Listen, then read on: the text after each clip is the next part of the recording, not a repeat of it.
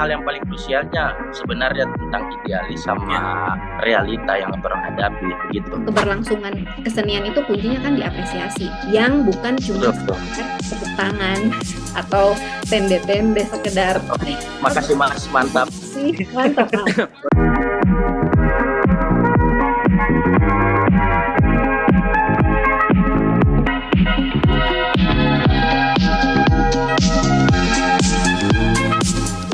Apa dan kenapa Anom, terus kenapa komunitas dan bukan sanggar? Kalau dari pandangan saya, kenapa komunitas dan bukan sanggar?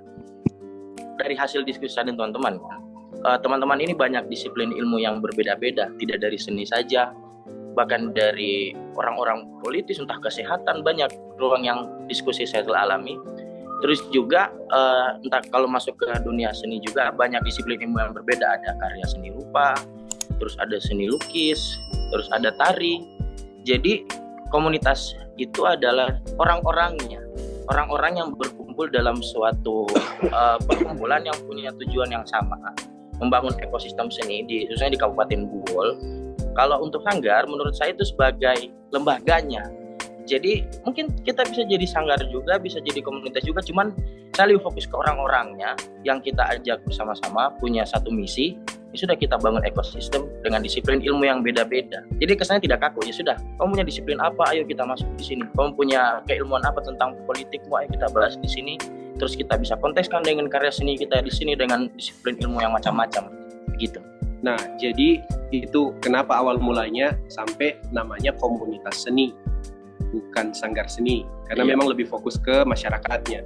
Dan dipilih nama Anom, itu Anom kan artinya muda, lawan dari tua. Bukannya kita menolak seniman-seniman tua, tidak. Mereka juga sudah punya ilmu yang banyak ditransfer ke kita yang muda-muda.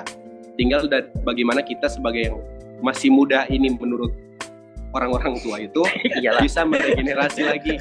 Kita lebih kan kita punya usia ini yang paling dekat dengan perkembangan zaman. Jadi kita bisa menghadirkan sesuatu yang baru di dalam satu bentuk kesenian yang lama. Dan ini sebenarnya nama Anom itu kalau mau ditanya kayak serius begini, itu jawabannya. Aslinya nama Anom kenapa dipilih karena ndak jadi pakai nama Teater Garam dengan Teater Mawar. Jadi bingung Teater Garam atau Teater Mawar. Komunitas seni Anom saja. Yang ini serius ini kemarin begitu. Ada versi jawaban kerennya, ada versi jawaban sederhana. Ya jadi seimbang. Tapi memang prosesnya seperti itu. Prosesnya seperti itu yang terjadi kemarin. Kita bingung. Namanya bagus apa ya? Teater Garam. Oh tidak, Teater Mawar. Ini komunitas seni Anom. Itu akhirnya dipilih. Nanti kalau ada yang tanya, kita jelaskan pakai cara yang tadi. Ya sederhana seperti itulah proses terjadinya kelompok ini.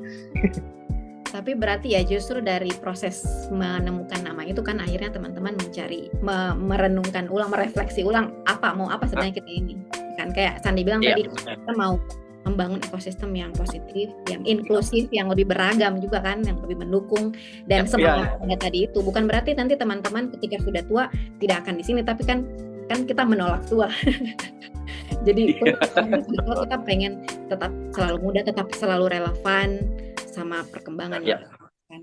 Perkembangan. Punya ekosistem yang positif itu bukan cuma untuk kesenian sih, bukan cuma untuk seniman atau orang-orang yang berkesenian kan, untuk berbagai macam bidang kan. Orang bikin usaha A, terus yang kalau misalnya orang lain bikin usaha A juga, terus kalau misalnya ekosistemnya tidak positif kan bisa jadi saingannya jadi tidak sehat kan. Jadi memang betul.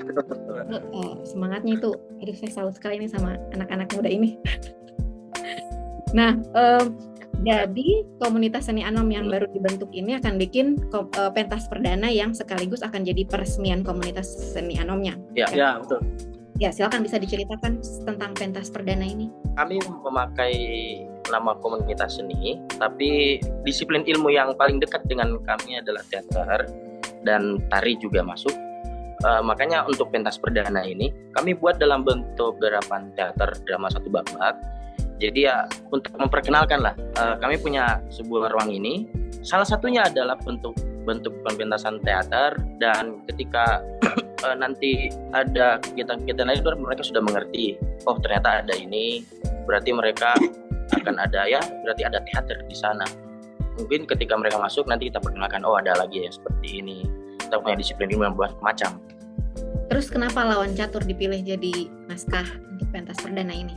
Karena kalau kan salah satu fungsi kesenian itu sendiri kan sebagai media kritik, media kritik terhadap permasalahan sosial yang ada. Nah, kalau kita melihat sekarang isu yang ada diangkat di dalam naskah lawan catur itu tentang isu politik, terus masalah manipulasi dan pengkhianatan. Itu inti isu yang dibawa di lawan catur. Kalau kita mau relevansikan dengan keadaan sekarang di Indonesia sekarang secara umum, itu yang sekarang lagi terjadi. Isu politik makin memanas, apalagi menjelang ini pemilihan serentak di 2024. Jadi gesekan-gesekan politik itu makin berasa di kalangan masyarakat. Nah, terus kita tidak bisa tutup mata ketika kita bicara isu politik, gesekan-gesekan politik, tentu akan ada di dalamnya nanti bentuk-bentuk manipulasi, bentuk-bentuk pengkhianatan, dan kita tidak bisa bilang itu tidak ada. Ini sudah ada sejak dulu. Itu yang mau coba kita angkat supaya masyarakat ketika nonton nanti pentasnya lawan catur, diangkat masalah isu yang itu, oh mereka sadar Indonesia sekarang lagi menghadapi ini. Bagaimana caranya kita ketika sudah menghadirkan karya ini ke masyarakat bisa lebih sadar dengan masalah-masalah sosial yang ada di kehidupan mereka sekarang ini. Kayak begitu. Itu makanya kenapa pilihannya jatuh di naskah lawan catur. Nah, itu jawaban akhirnya, jawaban serius. Kalau jawaban satunya lagi karena aktornya sedikit. 4 orang saja. Supaya tidak repot latihan. Supaya tidak repot cari orang-orangnya. Nah, tapi menarik itu teman-teman mengambil topik mengambil naskah ini karena memang momennya pas dan memang itu yang kita butuhkan. Maksudnya dari masyarakat sebagai sasaran karya ini, juga dari teman-teman sendiri sebagai pelaku seni muda ini dengan nafas muda tadi itu kan. Karena kayak saya kemarin kan ngobrol-ngobrol cerita-cerita dengan teman-teman Duta DPR RI. Ceritanya Buol itu kan mewakili Sulteng 2 tahun berturut-turut. Nah, itu kita juga membicarakan itu dan jadi jangan sampai anak-anak muda ini malah jadi ikut arus sama orang-orang yang tua karena ibaratnya mungkin kayak disetir gitu kayak atau disuap. Karena takutnya kan yang biasa kita alami adalah wah kau masih muda, ini masalah politik ini diam saja, kamu ikut orang-orang tua saja. Itu juga satu yang mau kita patahkan, maksudnya stigma dari orang tua ketika dibilang anak muda tahu apa sih masalah politik, anak muda tahu apa sih masalah isu sosial, padahal kalau kita mau lihat keadaan sekarang, nyatanya teman-teman yang masih muda-muda ini justru banyak yang bergerak di isu-isu lingkungan, isu-isu sosial, isu politik, dan gerakannya tidak bisa dibilang kecil, tapi selalu dipandang sebelah mata sama mereka yang tua-tua dan di atas, dan selalu dianggap kita tidak punya kapabilitas berurusan dengan hal-hal ini. Itu juga salah satunya yang mau kita patahkan. Jadi ini loh, ada anak-anak muda yang peduli dengan masalah-masalah seperti ini, bukan hanya masalahnya orang tua, tapi masalah kita sebagai masyarakat itu sendiri kan. Kita ini bagian dari masyarakat juga kan, kita juga punya kepedulian yang sama gitu. Jadi teman-teman mencoba mencari cara untuk bagaimana biar bisa menyampaikan itu secara efektif, dan memang lagi-lagi seni itu selalu bisa jadi media komunikasi yang bagus kan ya. Dan apa ya, itu karena mirisnya susah sekali untuk anak muda kayaknya untuk menyuarakan suaranya, untuk memberikan suaranya. Padahal orang-orang yang bilang, oh diam saja kau kan masih muda, kau belum tahu apa-apa, kau sedangkan kincing saja masih belum lurus begitu. Padahal di saat yang sama orang-orang yang sama ini juga bisa jadi terus bilang, wah kita menyambut bonus demografi gitu. Orang-orang pemilih-pemilih milenial bahkan Gen Z ini akan semakin banyak nanti. Jadi kita harus semakin menyerap aspirasi lebih banyak dari mereka-mereka itu. Jadi makanya memang ini anak-anak muda ini dilema sekali kalau mau bergerak A salah, B salah, harus cari jalannya sendiri. Dan teman-teman mencoba memberikan jalan itu. Ya semoga ada jalannya. Ya terbuka dengan lapang dada, entah mereka bisa mengapresiasi atau mungkin kita yang bisa menyesuaikan dengan keadaan. Soalnya kalau ada pertanyaan, mau jadi apa sih kalau anak-anak muda berkumpul? Anak muda berkumpul itu mau merubah dunia.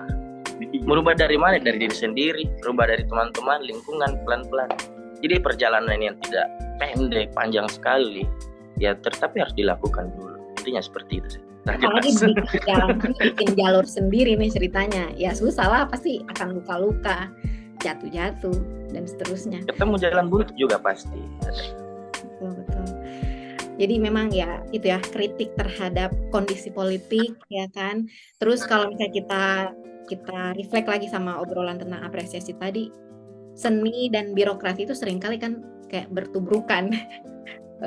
jangan-jangan kalau misalnya ada satu pertunjukan seni atau satu proyek seni, ketika itu akhirnya bertumpukan dengan birokrasi, jadi lagi-lagi senimannya lagi, si proses seni itu lagi yang tidak sepenuhnya diapresiasi sebagaimana mestinya, atau bahkan kayak ada manipulasi di sana takutnya kan. Jadi memang kayaknya pas sekali kalau misalnya teman-teman dimulai dari sini, karena berarti ke depannya jenis-jenis karya atau genre-genre karyanya teman-teman akan begini terus ini.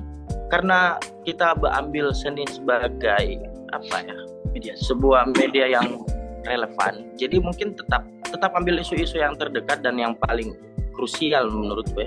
Jadi mungkin dalam bentuknya tidak selalu teater atau tidak selalu tari, mungkin bisa dalam bentuk kita buat karya seni yang lain, misal kriya atau karya seni lukis. Mungkin kita bisa ajak kolaborasi teman-teman yang ada keahlian di sana. Harapannya seperti itu, maksudnya lebih luas. Kita hanya bersedia menyuarakan hal-hal yang mungkin tidak didengar, jadi kita buat sesuatu yang agak beda, itu saja sih. Jadi ya tidak terpatok harus teater, selamanya teater, tidak. Intinya ini akan jadi inklusif dan menampung semua keberagamannya seniman yang ada di Boulus. Jadi betul-betul pentas ini akan kayak jadi momentum semangat baru untuk regenerasi seniman-seniman muda Buol. Ya, harapannya seperti itu. Nah, bagaimana jadinya proses persiapan pentas perdana ini? Teman-teman bisa bagikan. Mungkin kalau mau melihat proses persiapan, kita mungkin capainya masih ya berapa persen, 60% ya bisa. Karena memang di sini kan mikirnya di sisi lain setting untuk persiapan pementasan. Harusnya kan itu. Karena itu memang salah satu kebutuhan dalam satu pertunjukan karya seni. Terus kayak kalau kita sudah maksudnya masuk ke dalam pertunjukan itu sendiri, itu kayak untuk persiapan itu pasti ide-ide kayak setting, terus kayak pencahayaan itu seperti apa, terus sajian karyanya bakalan seperti apa, terus tujuan dari sajian karya ini akan seperti apa ke audiens atau para orang-orang yang datang. Itu semua mungkin yang masih sementara dipersiapkan ya. Kalau itu dia persiapan teknis. Kalau untuk proses kreatifnya, biasanya kalau teater itu dia dimulai dari kita ajak diskusi dulu teman-teman yang mungkin satu visi. Kemudian kira-kira isu-isu hangat yang paling dekat dengan keadaan sekarang itu apa. Terus kita cari naskah yang bisa menggambarkan itu dan paling dekat dan paling aman untuk dikontekskan, karena misalnya ada isu yang terlalu berat dan tidak cocok dengan isu-isu yang sekarang. Jadi untuk pencarian naskah prosesnya seperti itu. Kemudian ada kita reading sama-sama, baca naskahnya. Kemudian dari naskahnya itu ada buah-buah pikir penulis yang kita bedah lagi. Habis itu kita casting, reading lagi, pencarian tokoh. Kemudian ada proses blocking. Habis blocking ada penyelesaian unsur-unsur yang lain dalam teater seperti musik. Terus ada artistik dalam rupa. Terus ada kostum, make up dan lain-lain. Jadi proses kreatifnya mungkin dari diskusi, awalnya dari situ. Sejauh ini ada kesulitan enggak proses kreatifnya atau teknisnya, itu ada kendala enggak? Persoalannya selalu teknis. Karena mungkin PR sama-sama sih ini perihal fasilitas seni yang ada di Buol sih menurut. Ya paling sederhana ya gedung seni kesenian dan fasilitas-fasilitas seperti ya sound system, lampu dan lain-lain, teknis-teknis seperti itu. Paling kreditnya di situ, dan itu yang unsur seperti itu yang paling susah untuk kita talangi. Tidak ada modalnya. Dalam kesempatan ini silakan Bapak Ibu, teman-teman, kakak-kakak yang mensponsori, karena ini semoga ini tayangnya masih agak beberapa hari sebelum pentas ya. Jadi silakan hubungi kontak di bawah ini kalau ada yang mau sound system, hal-hal terkait teknis ya. Iya, Oke. Berarti kendalanya lebih ke situ, karena kalau saya lihat karena teman-teman memang betul-betul mulai dari circle yang kecil ini ya. Jadi sudah ada kecocokan di situ untuk kerja, sudah satu frekuensi lah ya bisa dibilang. Iya, betul. Oke.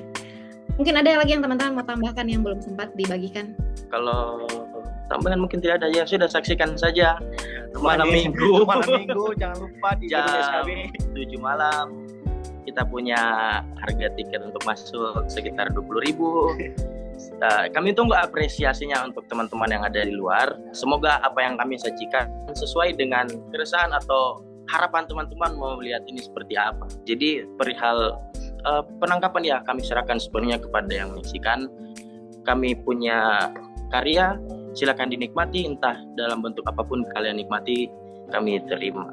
Dan mungkin kalau ada kekurangan ya kita sebagai manusia kita perbaiki sama-sama, kita ciptakan ekosistem kesenian yang seru menurutku. Karena tidak harus bagus, tidak harus luar biasa atau kita mencerdaskan masyarakat di kesenian, asal seru saja dulu. Nanti persoalan orang-orang di dalamnya akan cerdas itu nomor sekian. Asal kita seru, kita bisa membangun ekosistem yang lebih meluas. Iya, Lebih meluas. Betul. itu juga sih sebenarnya satu masalah tambahan lagi, masalahnya kita di Buol, ekosistem seninya itu lebih terfokus di wilayah pusat kota. Kalaupun dibilang edukasi kesenian ke daerah-daerah jauh sampai ke perbatasan itu memang cenderung masih kurang, terutama untuk kesenian seperti teater dan tari itu sendiri. Karena misalnya kayak teater, orang-orang mungkin di kampung-kampung yang jauh belum paham teater itu seperti apa. Terus ketika mereka bicara masalah tari, misalnya, oh menari itu cuma kasih bergerak tubuh, kasih begini tubuh, padahal di dalam setiap gerakan itu ada juga makna-makna yang tersirat atau tersurat, ada pesan-pesan yang mau disampaikan dalam setiap bentuk gerakan, misalnya kayak begitu. Edukasi yang itu yang belum sampai, dan tujuan harapannya komunitas Anom bisa menghidupkan ekosistem seni bersama teman-teman dan masyarakat sampai ke wilayah-wilayah yang jauh di Kabupaten Buol. Saya sedikit tambahan dari Wahyu mengenai kayak ekosistem seni itu betul memang belum terlalu merata dan juga meluas terutama itu di bagian edukasinya. Akhirnya menjadi satu pengaruh pada saat pembuatan event-event. Contohnya seperti event-event sebelumnya, event-event besar mungkin kayak Hudab gitu ya. Akhirnya pada saat kayak pembagian lomba, terutama lomba keseniannya, misalnya kita mau taruh di situ lomba tari dan teater. Tapi di sisi lain kita melihat apakah di masyarakat yang lain sudah memahami teater yang seperti yang kita mau ini di perlombakan ini, teater seperti apakah mereka sudah paham mengenai itu, edukasinya sudah sampai, tari itu seperti ini, teater itu seperti ini. Itu akhirnya makanya kenapa saya bilang bakal jadi satu pengaruh yang keliru mungkin ya, keliru sekali kalau kita tidak menyebarluaskan tentang pemahaman itu. Kalau itu mungkin dari saya itu sih. Ya karena kita kan kalau dikenal Buol sudah kemana-mana, tapi Buol sendiri juga tidak tahu urus sebenarnya.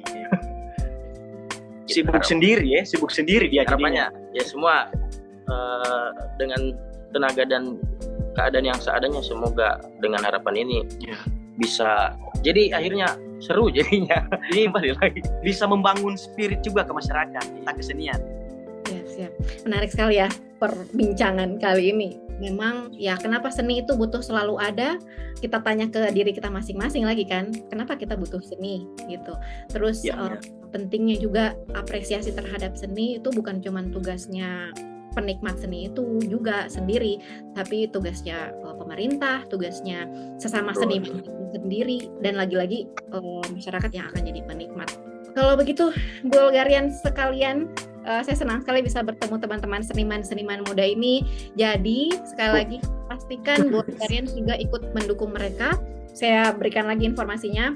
Pastikan teman-teman menyaksikan Pentas Teater Lawan Catur, sebuah pertunjukan drama satu babak karya Kenneth Sawyer Goodman yang diterjemahkan oleh W.S. Rendra. Pentas perdana ini sekaligus juga akan menjadi momen peresmian komunitas seni Anom. Catat tanggal mainnya Sabtu 12 November 2022, malam minggu ini pukul 7.30 WITA di Aula Sanggar Kegiatan Belajar Kelurahan Kali.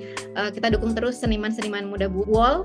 Follow juga akun Instagramnya @komunitasanom, dan semoga Anom jadi salah satu wadah yang bisa melengkapi sanggar atau komunitas lainnya di Buol, terutama untuk regenerasi seniman-seniman muda Buol ke depannya ya.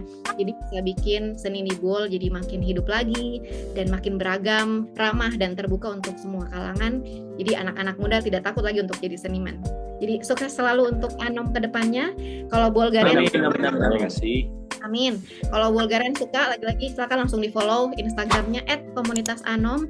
Terus jangan lupa juga like video ini. Silakan komentar juga di bawah untuk berbagai kritikan, saran, atau masukan, atau mungkin pertanyaan untuk komunitas seni Anom.